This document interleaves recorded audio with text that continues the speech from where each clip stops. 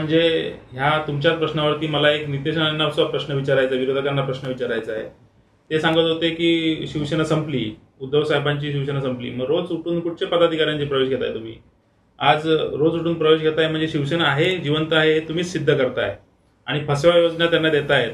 खरं म्हणजे आज आमचे खासदार आहेत, आमचे आमदार आहेत, आमची सत्ता आहे म्हणून त्यांना एका ट्रॅपमध्ये पकडायचं, एखाद्या ग्रामपंचायतीला कुठच्या तरी नियोजनमधनं काम द्यायचं नाही, अशा प्रकारचं राजकारण या ठिकाणी खेळलं जात आहे आणि त्याच्या अनुषंगाने हे प्रवेश काही घेतले जात आहेत आणि खोटे पण प्रवेश काही दाखवले जात आहेत। आम्ही त्या दिवशी तुम्हाला सांगेन की तिर्लोटमध्ये, देवगड तिर्लोटमध्ये सुद्धा प्रवेश घेतला त्यांनी।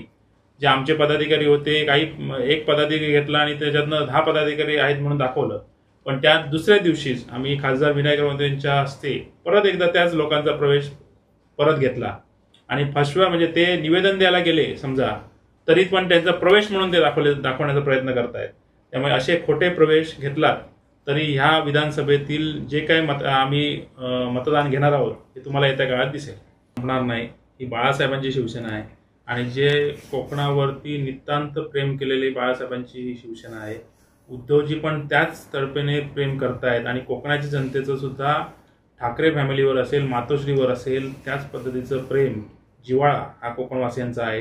त्यामुळे कोणीही किती आला पुढे तरी ही शिवसेना कधी संपली नाही। 10-15 वर्षापूर्वी सुद्धा त्यांनी हीच वल्गना केली होती, पण ह्याच शिवसेनेने त्यांना पाडून घातलं होतं, पराभूत केलं होतं आणि आता सुद्धा तुमचा ह्याच मुलाला सुद्धा या कणकवली विधानसभेत पराभूत केल्याशिवाय शिवसेना राहणार। नवनवीन व्हिडिओ न्यूज पाहण्यासाठी सिंधू रिपोर्ट लाईव्ह चॅनलला सबस्क्राईब करा, बेल आयकॉन बटन दाबा आणि अपडेट रहा।